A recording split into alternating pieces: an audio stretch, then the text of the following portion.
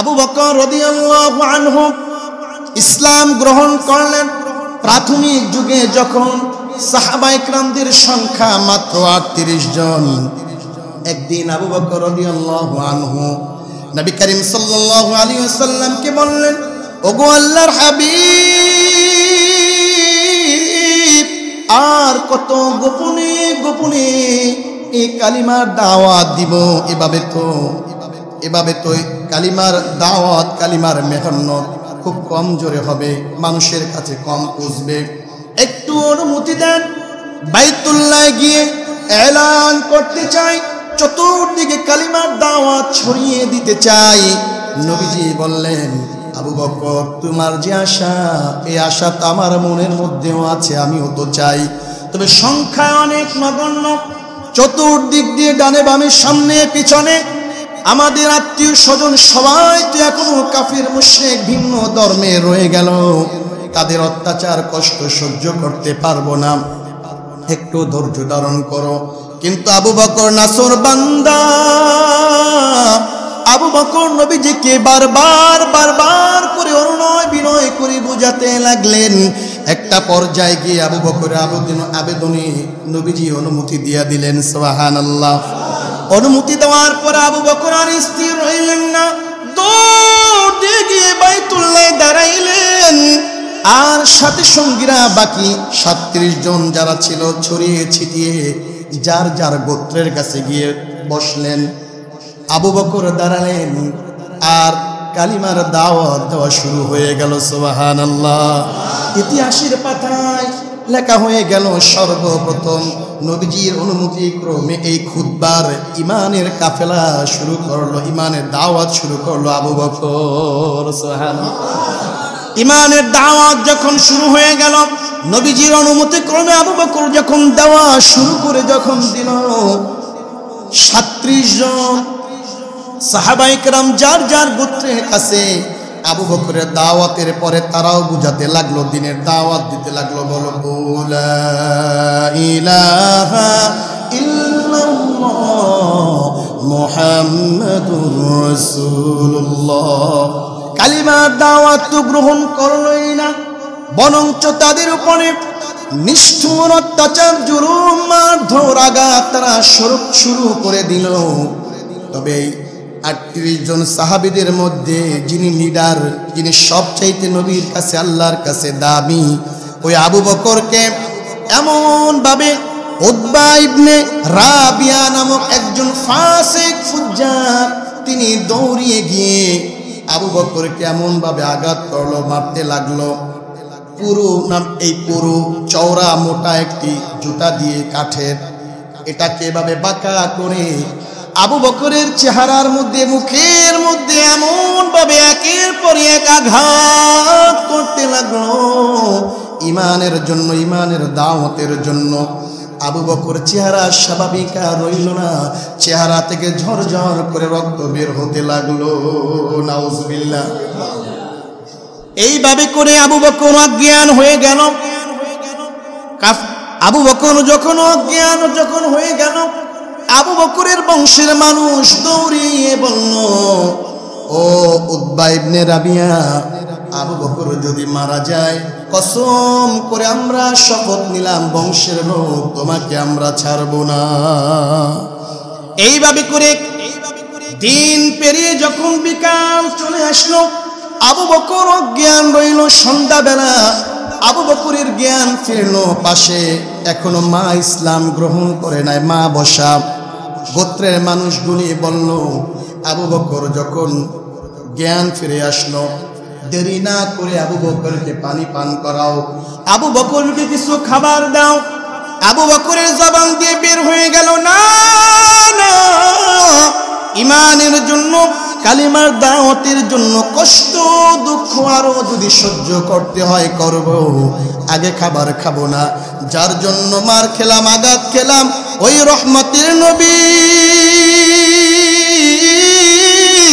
তিনি কোথায় আছেন, কেমন আছেন, আগে সংবাদ জানতে চাই। আবু বকর এই কথা শুনে গোত্রের মানুষ যারা ছিল তারা তো এখনো মুসলমান হয় নাই, কালিমা গ্রহণ করে নাই। তারা কষ্ট পেয়ে আঘাত পেয়ে আবু বকরকে লাঞ্ছনা দিয়ে মজলিস থেকে চলে গেল। রয়ে গেল শুধু আবু বকরের মা। আবু বকরের মাকে বলল, মা তুমি আমাকে নবীর সন্ধান দাও, নবীর কাছে নিয়ে যাও। আবু বকরের মার নাম হলো উম্মে খায়েদ। আবু বকরের মা নবীর তালাশ করলো, নবীর সন্ধান নিয়ে আসলো। আবু বকরকে বলল, বাবা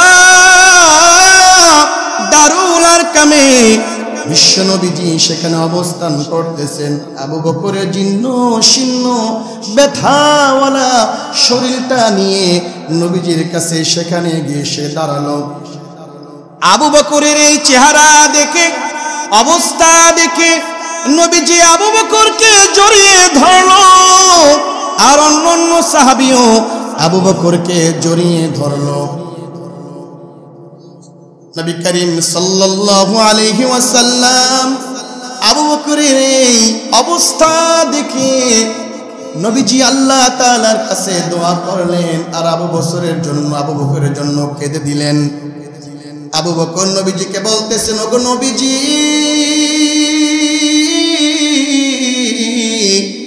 এই বরকতময় মোবারকময় মজলিসের মধ্যে আমি বলতে চাই, আমার এই দেহ থেকে রক্ত ঝরল, আমার স্বাভাবিক চেহারার লইল না। কাফির ফুজ্জার রাবিয়া, উতবা ইবনে রাবিয়া আমাকে কষ্ট দিল, আমার কোনো দুঃখ নাই, ইমানের জন্য আমি আরো কষ্ট গ্রহণ করতে রাজি আছি। তবে আমার পাশে আমার মা এখনো ইসলাম গ্রহণ করে নাই। নবীজি গো, মার জন্য একটু দোয়া করে দেন, আমার মা যাতে ইসলামওয়ালা হয়ে যায়। নবীজির সাথে সাথে আল্লাহ তাআলার কাছে দোয়া করলেন। দোয়া করতে দেরি হয়, আবু বকর রাদিয়াল্লাহু আনহুর মার জবান থেকে বের হতে দেরি হয় না, লা ইলাহা ইল্লাল্লাহু মুহাম্মাদুর রাসূলুল্লাহ সাল্লাল্লাহু ওয়ামা কানা লিনাফসিন আন তুমিনা ইল্লা বিইذنিল্লাহ ওয়ায়াজআলুর রিজসা আলাল্লাযীনা লা ইয়াকিলুন। বলুন আল্লাহু আকবার। ঘোষণাটি কার? আল্লাহ তাআলা। আল্লাহ তাআলা জানিয়ে দিলেন, ওয়ামা কানা লিনাফসিন আন তুমিনা ইল্লা বিইذনিল্লাহ, আর কারো পক্ষে সম্ভব নয় আমি আল্লাহ তাআলার অনুমতি ছাড়া ঈমান আনবে।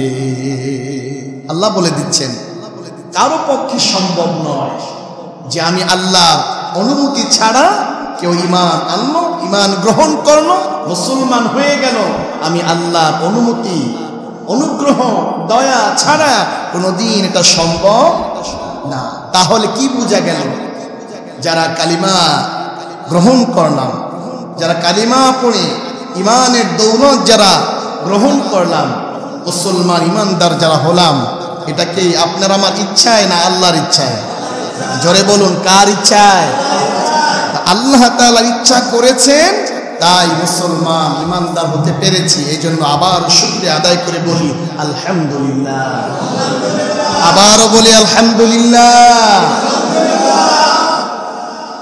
আল্লাহ তাআলা জানিয়ে দিলেন, ওয়ামা কানা লিনাফসিন আন তুমিনা ইল্লা বিইذনিল্লাহ, আমি আল্লাহ তাআলার অনুমতি, অনুগ্রহ ছাড়া কেউ ঈমান আনতে পারবে না। এরপর আল্লাহ জানিয়ে দিলেন, ওয়ায়াজআলুর রিজসা আলাল্লাযীনা লা ইয়াকিলুন, আর যারা বুঝে না ঈমান কত দামি, কত দৌলত, দুনিয়াতেও শান্তি, পরকালেও মুক্তি, ঈমান যারা গ্রহণ করবে, এটা যারা বুঝে না, আল্লাহ বলতেছেন ওয়ায়াজআলুর রিজসা আলাল্লাযীনা লা ইয়াকিলুন, আর যারা বুঝে না আমি আল্লাহ তাদের উপর আযাব চাপিয়ে দিব। যারা এটা মহা সত্যের ঈমানের এই দাওয়াত, এই বাণী পেয়েও যারা গ্রহণ করে না, আল্লাহ বলতেছেন আমি তাদের উপর আযাব, শাস্তি, মুসিবত চাপিয়ে দিব। বলতে পারেন হুজুর, ইয়াহুদ নাসারা যারা আছে, ভিন্ন ধর্মের যারা আছে, কালিমা ছাড়া যারা মুসলমান হয়নি, তারা তো অনেক ভালো আছে, শান্তিতে আছে। আপনার আমার দৃষ্টিতে দেখা যায় শান্তিতে আছে, আসলে মোটেও তারা শান্তির মধ্যে, আরামের মধ্যে, প্রশান্তির মধ্যে তারা নাই। তবে হ্যাঁ, এই দুনিয়ার জগতের এই সুখ শান্তি সামান্য সময়কে যদি তারা আরামে থেকেও থাকে, অনন্তকাল আখিরাতে কবরে পরকালে এদের জন্য রয়েছে যন্ত্রণাদায়ক শাস্তি, যার শুরু আছে, বলুন, যার শুরু আছে শেষ নাই। ভাইয়েরা আমার, কোরআনুল কারীম সূরাতুল ইউনূসের 100 নং আয়াতে আল্লাহ জানিয়ে দিলেন, আল্লাহ তাআলার অনুগ্রহ দয়া ছাড়া কেউ ঈমান আনতে পারবে না। আর যারা এটা বুঝলো না, জানলো না, তাদের উপর আল্লাহ আযাব চাপিয়ে দেন। তাহলে ঈমানের দাম কম না বেশি? জোরে বলুন, কম না বেশি? অনেক অনেক অনেক মহা বেশি ঈমানের দাম। ভাইয়েরা আমার, মুরব্বিরা আমার, এই ঈমান যারা আনলো, যারা ঈমানদার হলো, যারা দিল থেকে স্বীকৃতি দিয়ে দিল, আমানতু বিল্লাহি ওয়া মালাইকাতিহি, বলুন, আমানতু বিল্লাহি ওয়া মালাইকাতিহি ওয়া কুতুবিহি ওয়া রুসুলিহি ওয়াল ইয়াউমিল আখির ওয়াল কদরি খাইরিহি ওয়া শাররিহি মিনাল্লাহি তাআলা ওয়াল বা'সি বা'দাল মাউত। শরীয়তের প্রধানত 7টা জিনিসের উপরে ইয়াকিন, বিশ্বাস স্থাপন করা খুবই জরুর। 1 নাম্বার হলো আমানতু বিল্লাহ। কার উপরে ঈমান আনা? জোরে বলুন, আল্লাহ। কার উপর? আল্লাহর উপর ঈমান। ওয়া মালাইকাতিহি, আল্লাহ তাআলার সৃষ্টি ফেরেশতাদের উপর বিশ্বাস, ঈমান আনা। ওয়া মালাইকাতিহি ওয়া কুতুবিহি, আল্লাহ তাআলার আসমানি যত কিতাব রয়েছেন, তাওরাত রয়েছেন, জাবুর রয়েছেন, ইনজিল রয়েছেন, এইভাবে করে সর্বশ্রেষ্ঠ কিতাবের নাম হলো আল কোরআন। যত কিতাব রয়েছেন আসমানি সব কিতাবের উপরে বিশ্বাস আমরা রেখেছি কি রাখি নাই? আমরা রেখেছি। 1 নাম্বার আল্লাহর প্রতি ঈমান, 2 নাম্বার ফেরেশতাদের প্রতি ঈমান, 3 নাম্বার কিতাবের উপর, আসমানি কিতাবের উপর ঈমান, ওয়া কুতুবিহি ওয়া রুসুলিহি, 4 নাম্বার হলো পয়গম্বর, নবী এবং রাসূলের উপর ঈমান। কয় নাম্বার গেল? 4 নাম্বার। ওয়া রুসুলিহি ওয়াল ইয়াউমিল আখির, 5 নাম্বার হলো আখিরাতের উপর ঈমান। আখিরাত আছে না নাই? জোরে বলুন, আছে না নাই? এখানে আমরা যারা রয়েছি আল্লাহকে বিশ্বাস করি, যারা ঈমানদার, যারা ঈমান এনেছে, আমরা বিশ্বাস করি মৃত্যু অনিবার্য, মৃত্যুর পরে কবরে যেতে হবে, কবরের জিন্দেগির পরে আখিরাতের মধ্যে, আখিরাতের ময়দানে সবাইকে আল্লাহ তাআলা উত্তোলন করবে, ঠিক না? কিন্তু কাফের, মুশরিক, ফুজ্জার যারা রয়েছে, মুমিন দাবিদারের মধ্য দিয়েও যারা আল্লাহর হুকুমকে যারা মানে না, দিন শরীয়তকে যারা মানে না, এদের হৃদয়ের কলবের মধ্যে কবরের মৃত্যুর ভয় নাই, কবরের ভয় নাই, আখিরাতের জবাবদিহিতার ভয় নাই, ঠিক কিনা বলুন? ভয় না থাকার কারণে আখিরাতে উঠতে হবে, জিজ্ঞাসাবাদ আল্লাহ করবেন, এই বিশ্বাস যদি মানুষের হৃদয়ে থাকে, বান্দা অপরাধ, অন্যায়, জুলুম, অত্যাচার করতে পারে না। তাহলে 5 নাম্বার ওয়াল ইয়াউমিল আখির, আখিরাতের উপর বিশ্বাস দরকার আছে না নাই? 6 নাম্বার হলো ওয়াল ইয়াউমিল আখির ওয়াল কদরি খাইরিহি ওয়া শাররিহি মিনাল্লাহি তাআলা। এই তাকদীরের, এই ভাগ্যের ভালো মন্দ কার কাছে? জোরে সরে মহব্বত কি বল, কার কাছে? তাকদীরের ফয়সালাকে মেনে নিতে হবে। ভাগ্যের মধ্যে যা লিখন আছে, তাকদীরের ফয়সালাকে দিল থেকে মহব্বত নিয়ে আল্লাহর প্রতি সন্তুষ্ট হয়ে মেনে নিতে হয়। ঠিক কিনা বলেন? এটা কার পরিচয়?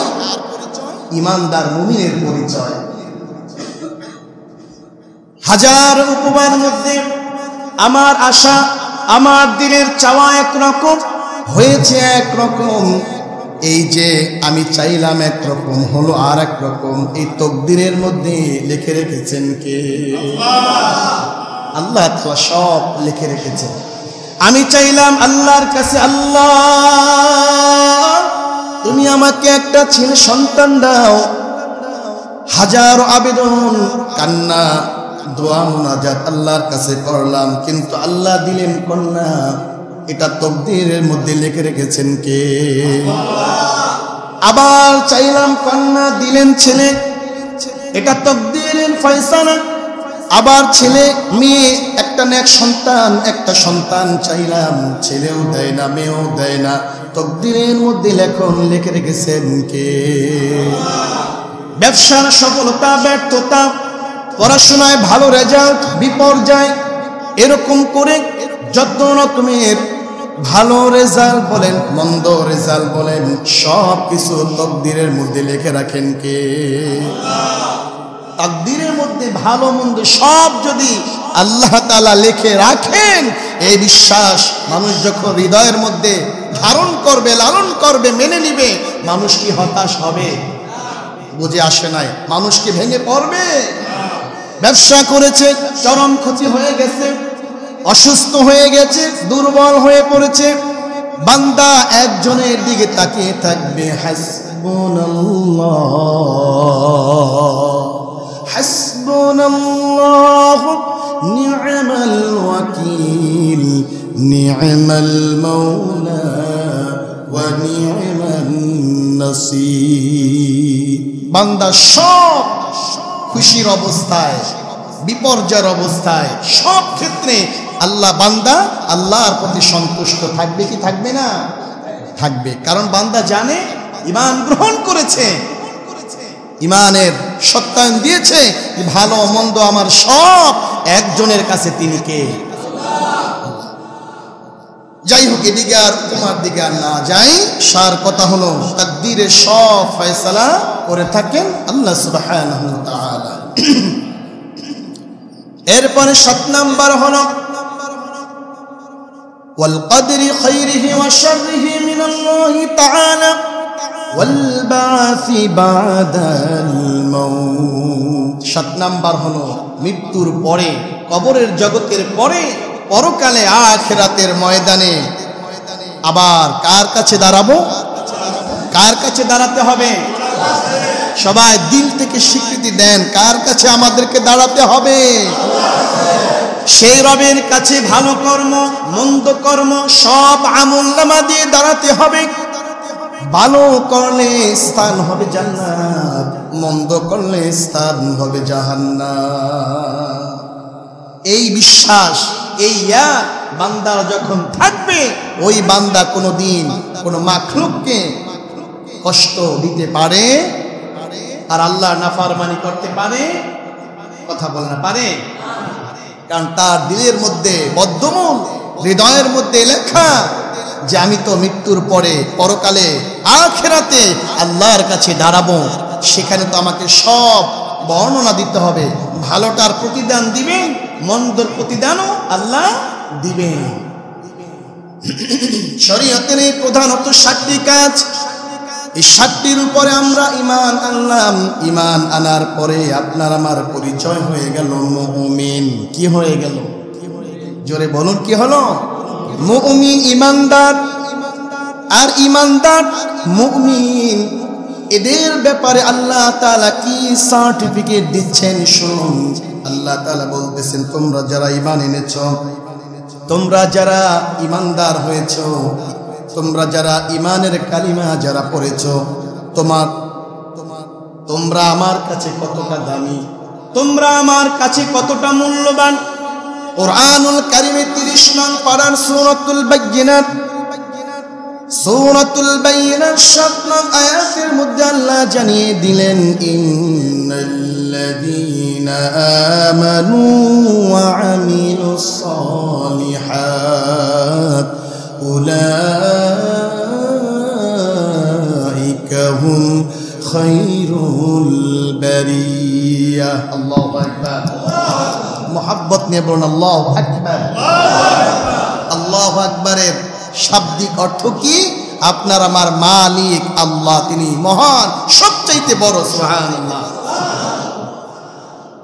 আল্লাহ বলতেছেন, যারা ঈমান এনেছো, ইন্নাল্লাযীনা আমানু, নিশ্চয়ই যারা ঈমান গ্রহণ করলে, ঈমান যারা আনলে, ওয়া আমিলুস সালিহাত, যারা নেক আমল করলে, আমলে সালিহ করলে, উলাইকা হুম খায়রুল বারিয়া, সৃষ্টির মধ্যে সর্ব উৎকৃষ্ট সৃষ্টি হলো তোমরা। সুবহানাল্লাহ। জোরে বলুন সুবহানাল্লাহ। এই কথাটা কোন দেশের প্রধানমন্ত্রী বলেছেন? বলে না। কোন রাষ্ট্রপতি বলেছেন? কোন সমাজের একজন অর্থওয়ালা সম্মানওয়ালা ব্যক্তি বলেছেন? কে বলেছেন? কি বলেছেন জানে? তোমরা যারা ঈমান আনলে, তোমরা যারা নেক আমল করলে, উলাইকা হুম খায়রুল বারিয়া, সৃষ্টির মধ্যে, জমিনের মধ্যে সবচাইতে উৎকৃষ্ট সৃষ্টি হলো তোমরা। সুবহানাল্লাহ। সব মাখলুকের মধ্যে, সব সৃষ্টিকুলের মধ্যে তোমরাই হলো সবচাইতে দামি। কিসের কারণে? ঈমানের দৌলতের কারণে, নেক আমলের কারণে। সুবহানাল্লাহ। দুনিয়ার মানুষকে আমরা ঈমানদার, যারা ঈমানদার আপনি আমি যারা দাবি করি, যারা পালন করি, যারা লালন করি, যারা রবকে, আল্লাহকে, যারা আল্লাহর হাবিবকে যারা বিশ্বাস করি, আসলে আমরা আমাদেরকে এখনো চিনতে পারি না। আমরা ঈমানের মর্যাদা, ঈমানের মূল্যকে আমরা এখনো উপলব্ধি করতে পারি নাই। আল্লাহ তাআলা সার্টিফিকেট দিচ্ছেন, যারা ঈমান যারা এনেছো, তোমরা যারা ঈমানদার যারা হয়েছো, সব পৃথিবীর সৃষ্টির মধ্যে তোমরাই হলে সবচাইতে দামি, মর্যাদাবান। সুবহানাল্লাহ। ভাইয়েরা আমার, ঈমানের আলোচনা যুগ যুগ ধরে নয়, শতাব্দী জুড়ে নয়, পৃথিবীর শুরু থেকে নিয়ে কিয়ামত পর্যন্ত শুরু হয়েছে, চলছে, চলবে। সুবহানাল্লাহ। বাবা আদম ঈমানের দাওয়াত দিয়েছেন, তার যত সন্তান দুনিয়াতে আসবে, যত নবী রাসূল দুনিয়াতে এসেছেন, সকলেরই দাওয়াত ছিল একটা ঈমানের দাওয়াত। আপনার আমার প্যারা হাবিবে কিবরিয়া নবী, সরদারি দো আলম নবী, নবীজির একটাই মিশন ছিল, লা ইলাহা ইল্লাল্লাহু মুহাম্মাদুর রাসূলুল্লাহ। হে মুমিন, তোমরা বলে নাও, আল্লাহ ছাড়া কোনো মাবুদ নাই, মুহাম্মাদুর রাসূলুল্লাহ আল্লাহ তাআলার প্রিয় বান্দা ও রাসূল। এই স্বীকৃতি দাও, স্বীকৃতি অনুযায়ী কাজে নেমে যাও, তোমরাই হয়ে যাবে সফল। সুবহানাল্লাহ। নবীজির শ্রেষ্ঠতম মিশন ছিল ঈমানের দাওয়াত। সব নবী রাসূলদের মূল একটা মিশন ছিল ঈমানের দাওয়াত, ঈমানের মেহনত। এই ঈমান যে কতটা দামি, ঈমানের যে কি কাজ, এটা যখন হৃদয়ের মধ্যে যখন ভালো করে উপলব্ধি যখন হবে, ওই মানুষটা দামি হয়ে যাবে, মানুষের চরিত্রটা সুন্দর হয়ে যাবে, মানুষের আখলাকটা সুন্দর হয়ে যাবে, ওই মানুষটা জান্নাতি মানুষ হয়ে যাবে। সুবহানাল্লাহ। এজন্য ওই ঈমানের পথে, ওই ঈমানের রাস্তায় অবিচল থাকার দরকার আছে না নাই? ওই ঈমানটা মজবুত দরকার আছে না নাই? ঈমানের পথে অবিচল থেকে আমার মরণ যেন হয়, এরকম আবদার আল্লাহর কাছে দরকার আছে না? কথা বলেন, আছে না নাই? বলুন ইমানের পথে অবিচল থেকে আমার মরণ যেন হয় তোমারই কাছে মিনতি আমার তোমারই কাছে মিনতি আমার ও গো মহিম দয়াময় ইমানের পথে অবিচল থেকে আমার মরণ যেন হয়। এই ইমানের পথে চলার ক্ষেত্রে বাধা বিপদ মুসিবত আসবে কি আসবে না? কথা বলেন আসবে কি আসবে না? ওই মুসিবতে পড়ে বিপদে পড়ে পেরেশানিতে পড়ে অবিচল থাকতে হবে কার দিকে? ভাইয়েরা আমার, মুরব্বীরা আমার, এজন্য ইমানের অনেক দাম। ইমান এমন এক দৌলতের নাম, এমন এক শ্রেষ্ঠ দৌলতের নাম। ইমান যারা আনবে, ইমান যারা গ্রহণ করবে, ইমানের দাবি কথা অনুযায়ী যারা চলবে, এরা দুনিয়াতেও দামি পরকালেও দামি। সুবহানাল্লাহ।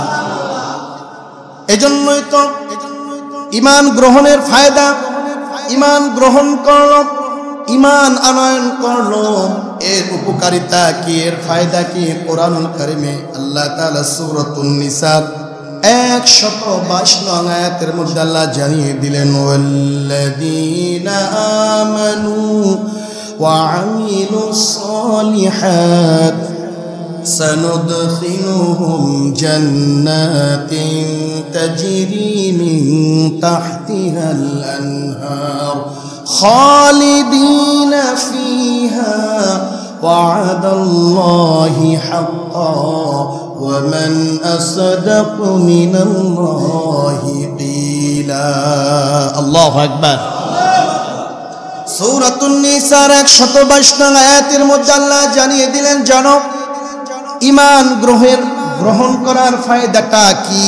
আল্লাহ বলে দিলেন ওয়াল্লাযীনা আমানু ওয়া আমিলুস সালিহাত, যারা ঈমান গ্রহণ করেছে, যারা ঈমান এনেছে, যারা স্বীকৃতি দিয়েছে আমার রব একজন আল্লাহ, আমার নবী মুহাম্মদুর রাসূলুল্লাহ, যিনি আসমানের কিতাবের উপরে, ফেরেশতার উপরে,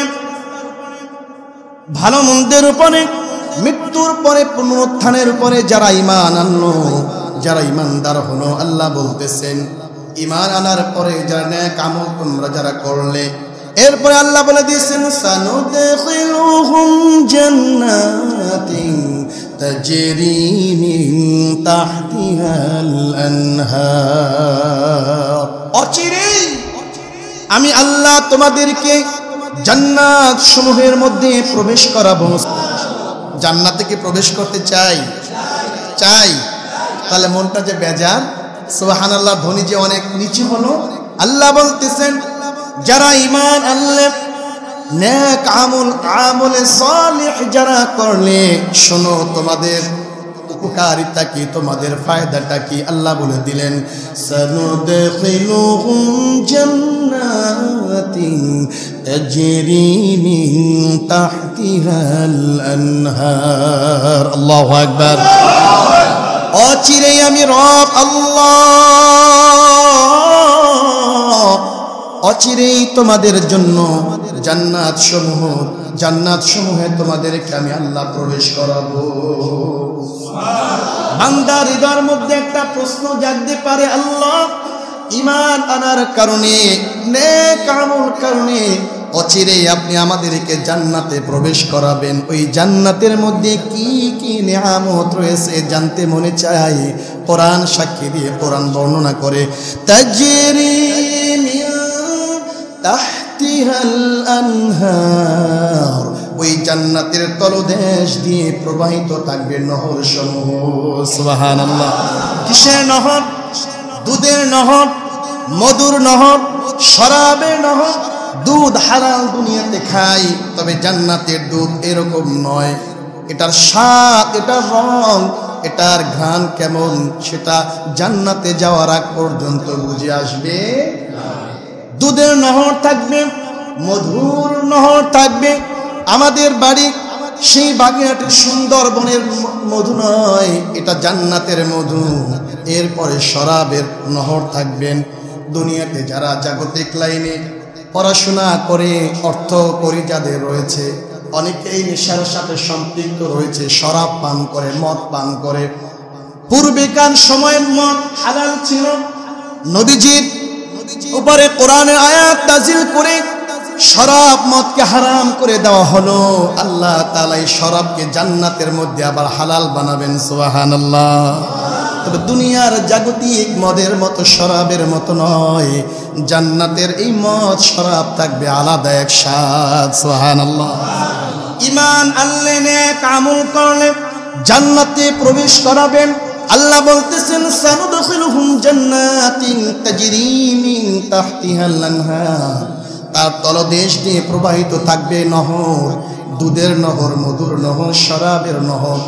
এরপরে আল্লাহ তাআলার কাছে বান্দা একটা প্রশ্ন জাগতে পারে, আল্লাহ ঈমান আনলে, নেক আমল করলে জান্নাতে নিবেন, শরাবওয়ালা, শরাব প্রবাহিত হলা জান্নাত দিবেন, বুঝলাম, কিন্তু এর ভিসা এবং পাসপোর্টের মেয়াদ কতদিন রাখবেন? এরকম একটা প্রশ্ন জাগে কি জাগে না? আল্লাহ জানিয়ে দিলেন, তাজরি মিন তাহতিহাল আনহারু খালিদিনা ফিহা, ওখানে যে তোমরা প্রবেশ করবে সেখানে তোমরা স্থায়ীভাবে তোমরা বসবাস করবে, সুবহানাল্লাহ। এরপরে বাঙালি জাতি, মুমিন মুসলমান আমরা যারা রয়েছে, আমাদের বিশ্বাসটা নিতে একটু সময় কম লাগে না বেশি লাগে? বলুন, জোরে বলুন, বেশি লাগে না কম লাগে? ধর্মীয় কথা বলতেছি না, সামাজিক যে সকল কর্মকাণ্ডগুলি আছে, একের কথা অপরের কথা বিশ্বাস করতে আমাদের একটু সময় লাগে, ঠিক কিনা বলেন? আল্লাহ তাআলা বাঙালি জাতির উপরে, বাংলাদেশের মুমিনের উপরে আল্লাহ তাআলা এই কথা বলেন নাই, গোটা পৃথিবীর আনেওয়ালা সকল কালিমাওয়ালা মুমিন মুসলমানকে টার্গেট করে আল্লাহ বলতেছেন, এই যে জান্নাত দিব, নহরওয়ালা জান্নাত দিব, চিরস্থায়ী তোমাদেরকে আমি আল্লাহ রাখবো। এরপরেও বান্দার মনে একটা হালকা মৃদু মৃদু একটা শঙ্কা থাকলে থাকতেও পারে। এই কারণে আল্লাহ তাআলা পরবর্তী শব্দের মধ্যে আল্লাহ জানিয়ে দিলেন, ওয়াদাল্লাহি হাক্কা, আমি আল্লাহর ওয়াদাই হলো সত্য, সুবহানাল্লাহ। প্রথমে বললেন ঈমান আনো, নেক আমল করো, জান্নাতে অচিরেই প্রবেশ করাবো, নহরওয়ালা জান্নাত দিব, আর সেখানে তোমরা স্থায়ী বসবাস করবে। এটা যদি কেউ যদি দুর্বল ভাবে, কেউ যদি পৃথিবীর কোন যে প্রান্তের মুমিন মুসলমান হোক, যদি এটাকে যদি বিশ্বাস হতো, যদি একটু কষ্ট যদি হয়, আল্লাহ পরবর্তী শব্দের মধ্যে জানিয়ে দিলেন, ওয়াদাল্লাহি হাক্কা, আমি আল্লাহর প্রতিশ্রুতি, ওয়াদা হলো সত্য, সুবহানাল্লাহ। ওয়ামান আসদাকু মিনাল্লাহি কিলা, এরপর আল্লাহ বলতেছেন, কথার ক্ষেত্রে আল্লাহ তাআলার চাইতে উত্তম ওয়াদাকারী আর কে হতে পারে? ভাইয়েরা আমার, বন্ধুরা আমার, মুরব্বীরা আমার, এজন্য ঈমান এক দামি দৌলতের নাম। ঈমান এমন এক দামি দৌলতের নাম, এই ঈমানের জন্য, ঈমানের দাওয়াতের জন্য পয়গম্বর, নবী রাসূলগণ, সাহাবায়েগণ কত ত্যাগ স্বীকার করেছেন, কত কষ্ট মুজাহাদা করেছেন, কত পরিশ্রম করেছেন। ইতিহাসের পাতার দিকে যদি তাকান, কিতাবের যদি পৃষ্ঠার দিকে যদি তাকান, দেখবেন নবী রাসূলগণ কত কষ্ট করেছেন, নিজের দেহের রক্ত জমিনের মধ্যে ঢেলে দিয়েছেন, সাহাবায়ে কেরাম নির্মম শাহাদাত বরণ করেছেন, নিজের দেহকে একের পর এক আঘাতে ছিন্ন ছিন্ন করে ফেলেছেন। একটাই কারণ, ঈমানের মেহান্নতের কারণে, ঈমান গ্রহণ করার কারণে, ঈমানের দাবিওয়ালা হওয়ার কারণে তাদের উপরে কষ্ট, দুঃখ, যন্ত্রণা, লাঞ্ছনা আসছে কি আসে না? এসেছে। ভাইয়েরা আমার, মুরব্বীরা আমার, এইরকম ভাবে সাহাবায়ে কেরাম, লক্ষাধিক সাহাবায়ে কেরামদের মধ্যে শ্রেষ্ঠতম মর্যাদাবান যেই সাহাবী তার নাম হলো হযরত আবু বকর, ঠিক কিনা বলুন? আবু বকর রাদিয়াল্লাহু আনহুর লম্বা ঘটনা। আবু বকর রাদিয়াল্লাহু আনহু ইসলাম গ্রহণ করলেন প্রাথমিক যুগে, যখন সাহাবায়ে কেরামদের সংখ্যা মাত্র 38 জন। একদিন আবু বকর রাদিয়াল্লাহু আনহু নবী করিম সাল্লাল্লাহু আলাইহি ওয়াসাল্লামকে বললেন, ওগো আল্লাহর হাবিব, আর কত গোপনে গোপনে এই কালিমার দাওয়াত দিব? এভাবে তো কালিমার দাওয়াত, কালিমার মেহনত খুব কম জোরে হবে, মানুষের কাছে কম পৌঁছবে। একটু অনুমতি দেন, বাইতুল্লাহ গিয়ে এলান করতে চাই, চতুর্দিকে কালিমার দাওয়াত ছড়িয়ে দিতে চাই। নবীজি বললেন, আবু বকর, তোমার যে আশা, এই আশা তো আমার মনের মধ্যেও আছে, আমিও তো চাই, তবে সংখ্যা অনেক নগণ্য। চতুর্দিক দিয়ে ডানে বামে সামনে পিছনে আমাদের আত্মীয় স্বজন সবাই তো এখনো কাফির মুশরিক ভিন্ন ধর্মে রয়ে গেল, তাদের অত্যাচার কষ্ট সহ্য করতে পারবো না, একটু ধৈর্য ধারণ করো। কিন্তু আবু বকর নাসর বান্দা, আবু বকর নবীজিকে বারবার করে অনুনয় বিনয় করে বুঝাতে লাগলেন। একটা পর্যায়ে গিয়ে আবু বকরের আবেদনে নবীজি অনুমতি দিয়ে দিলেন। সুবহানাল্লাহ। অনুমতি দেওয়ার পর আবু বকর আর স্থির রইলেন না, দৌড় দিয়ে গিয়ে বাইতুল্লাহ দাঁড়াইলেন। আর সাথে সঙ্গীরা বাকি 37 জন যারা ছিল ছড়িয়ে ছিটিয়ে যার যার গোত্রের কাছে গিয়ে বসলেন। আবু বকর দাঁড়ালেন আর কালিমার দাওয়াত দেওয়া শুরু হয়ে গেল। সুবহানাল্লাহ। ইতিহাসের পাতায় লেখা হয়ে গেল, সর্বপ্রথম নবীজির অনুমতি ক্রমে এই খুতবার ইমানের কাফেলা শুরু করলো, ইমানের দাওয়াত শুরু করলো আবু বকর। সুবহানাল্লাহ। ইমানের দাওয়াত যখন শুরু হয়ে গেল, নবীজির অনুমতি ক্রমে আবু বকর যখন দেওয়া শুরু করে যখন দিল, 37 জন সাহাবায়ে কেরাম যার যার গোত্রের কাছে আবু বকরের দাওয়াতের পরে তারাও বুঝাতে লাগলো, দিনের দাওয়াত দিতে লাগলো। বলো লা ইলাহা ইল্লাল্লাহ মুহাম্মাদুর রাসূলুল্লাহ। কালিমার দাওয়াত তো গ্রহণ করলই না, বরঞ্চ তাদের উপরে নিষ্ঠুর অত্যাচার, জুলুম, মারধর, আঘাত তারা শুরু করে দিল। তবে 38 জন সাহাবীদের মধ্যে যিনি লিডার, যিনি সবচাইতে নবীর কাছে আল্লাহর কাছে দামি, ওই আবু বকরকে এমন ভাবে উতবা ইবনে রাবিয়া নামক একজন ফাসিক ফুজ্জার তিনি দৌড়িয়ে গিয়ে আবু বকরকে এমন ভাবে আঘাত করলো, মারতে লাগলো। পুরো চওড়া মোটা একটি জুতা দিয়ে কাঠের, এটাকে এভাবে বাঁকা করে আবু বকরের চেহারার মধ্যে, মুখের মধ্যে এমন ভাবে একের পর এক আঘাত করতে লাগলো। ইমানের জন্য, ইমানের দাওয়াতের জন্য আবু বকর চেহারা স্বাভাবিক আর রইল না, চেহারা থেকে ঝরঝর করে রক্ত বের হতে লাগলো। নাউজুবিল্লাহ। এইভাবে করে আবু বকর অজ্ঞান হয়ে গেল।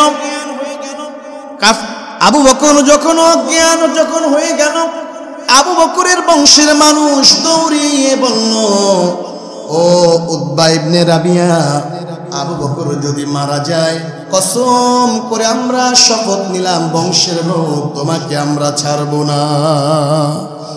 এইভাবে করে দিন পেরিয়ে যখন বিকাল চলে আসলো, আবু বকর অজ্ঞান রইল। সন্ধ্যাবেলা আবু বকরের জ্ঞান ফিরলো। পাশে এখনো মা ইসলাম গ্রহণ করে নাই, মা বসা।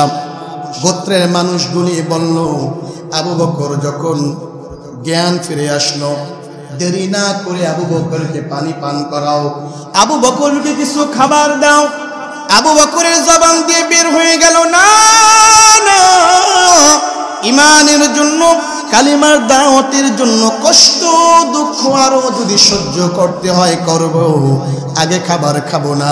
যার জন্য মার খেলাম, আঘাত খেলাম, ওই রহমতের নবী তিনি কোথায় আছেন, কেমন আছেন, আগে সংবাদ জানতে চাই। আবু বকর এই কথা শুনে গোত্রের মানুষ যারা ছিল তারা তো এখনো মুসলমান হয় নাই, কালিমা গ্রহণ করে নাই। তারা কষ্ট পেয়ে আঘাত পেয়ে আবু বকরকে লাঞ্ছনা দিয়ে মজলিস থেকে চলে গেল। রয়ে গেল শুধু আবু বকরের মা। আবু বকরের মাকে বলল, মা তুমি আমাকে নবীর সন্ধান দাও, নবীর কাছে নিয়ে যাও। আবু বকরের মার নাম হলো উম্মে খায়ের।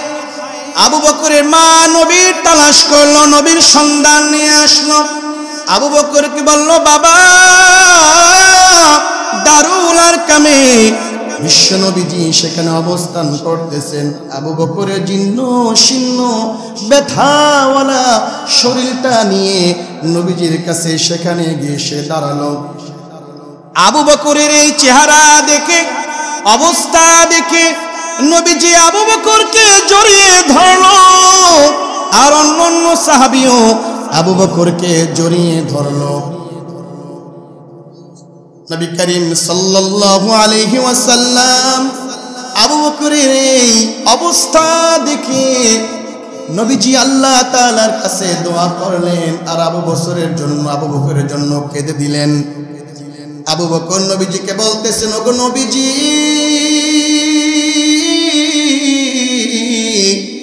এই বরকতময় মোবারকময় মজলিসের মধ্যে আমি বলতে চাই, আমার এই দেহ থেকে রক্ত ঝরল, আমার স্বাভাবিক চেহারা আর লইল না। কাফির ফুজ্জার রাবিয়া, উতবা ইবনে রাবিয়া আমাকে কষ্ট দিল, আমার কোনো দুঃখ নাই, ইমানের জন্য আমি আরো কষ্ট গ্রহণ করতে রাজি আছি। তবে আমার পাশে আমার মা এখনো ইসলাম গ্রহণ করে নাই। নবীজি গো, মার জন্য একটু দোয়া করে দেন, আমার মা যাতে ইসলামওয়ালা হয়ে যায়। নবীজির সাথে সাথে আল্লাহ তাআলার কাছে দোয়া করলেন। দোয়া করতে দেরি হয়, আবু বকর রাদিয়াল্লাহু আনহুর মার জবান থেকে বের হতে দেরি হয় না, লা ইলাহা ইল্লাল্লাহু মুহাম্মাদুর রাসূলুল্লাহ সাল্লাল্লাহু। এইভাবে করে আবু বকর রাদিয়াল্লাহু আনহু কত কষ্ট সহ্য করলেন, কত আঘাত, কত ব্যথা বুকে নিলেন। এজন্যই তো সব মুমিনের আমলনামা যদি এক পাল্লায় যদি দেওয়া হয়, আবু বকরের আমলনামায় যদি এক পাল্লায় দেওয়া হয়, আবু বকরের আমলনামায় নেকির পাল্লা ভারী হয়ে যাবে। এই জন্য ইমানের জন্য সাহাবায়ে কেরাম কত কুরবানি করেছেন। ইমানকে আগে শিখতে হয়। শুধু জবান দিয়ে বলে দিলাম লা ইলাহা ইল্লাল্লাহ মুহাম্মাদুর রাসূলুল্লাহ, আমি মুসলমান হয়ে গেলাম, না না না, ইসলাম বলে তুমি পরিপূর্ণ খাঁটি মুসলমান তুমি হতে পারো না। এই জন্য সব নবীর যত রকমের মিশন ছিল, কাজ ছিল, শ্রেষ্ঠ মিশন কাজ ছিল একটাই, ইমানের দাওয়াত, ইমানের মেহনত। ইমান যখন মানুষের সুন্দর হয়ে যাবে, তখন মানুষকে বলতে হবে না দাড়িটা রেখে দাও, পাঞ্জাবিটা পরো, টুপিটা মাথায় রাখো, মসজিদে 5 ওয়াক্ত হাজিরা দাও, আল্লাহর হুকুম মানো। এটা বেশি তশকিল মেহনত করা লাগবে না। ইমানের টাকা যায়, ইমানের ধনে, ইমানের রঙে মানুষটা একজন ওলি কামেল মুমিন হয়ে যাবে। সুবহানাল্লাহ। এই জন্য ইমানের আলোচনা, ইমান শিখার প্রয়োজন আছে না নাই?